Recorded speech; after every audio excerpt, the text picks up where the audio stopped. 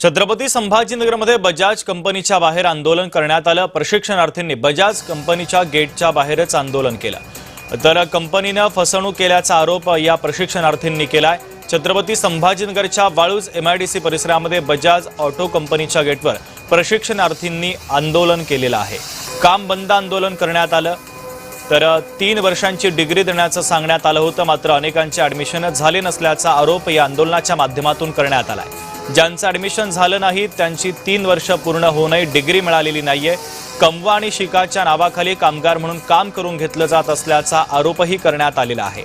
2024 मध्ये कागदपत्र रिजेक्ट झाली असतानाही त्याची माहिती देण्यात आली नाही आणि जुलै 2026 मध्ये ही बाब समोर आल्याचा दावा विद्यार्थ्यांनी केलाय। हे पात्र विद्यार्थ्यांना डिग्री देण्यात यावी या प्रमुख मागणीसाठी वाळूज येथील बजाज ऑटोच्या गेटच्या समोरच काम बंद आंदोलन पुकारण्यात आलंय।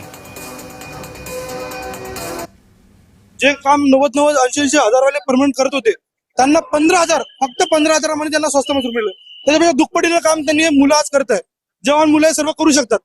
आज त्यांचा एवढा गलत फायदा इथं उचलला गेलाय। ही एवढी मोठी कंपनी त्याला सपोर्ट करताय, एवढा खंत होत आहे। सगळे गरीब गरजू मुलांनी इथं जमा केलेले त्या सर्वांना एक ट्रॅप मध्ये बसवलं। एज्युकेशन नावाखाली पूर्ण फक्त त्यांना पूर्ण त्यांच्या आयुष्यातले 3 वर्ष काय करून टाकले यांनी। त्याचमुळे आज सर्व मुलं इथं जमा झालेले आहे की आमचा जे अधिकार आहे, जे प्रशिक्षणार्थी आम्हाला प्रशिक्षणार्थी ट्रीट करा। आमचे जे काही 3 वर्ष वाया गेलेत त्याची योग्य भरपाई देण्यात यावी। आम्हाला डिग्रीचा वादा केला, डिग्री देण्यात यावी।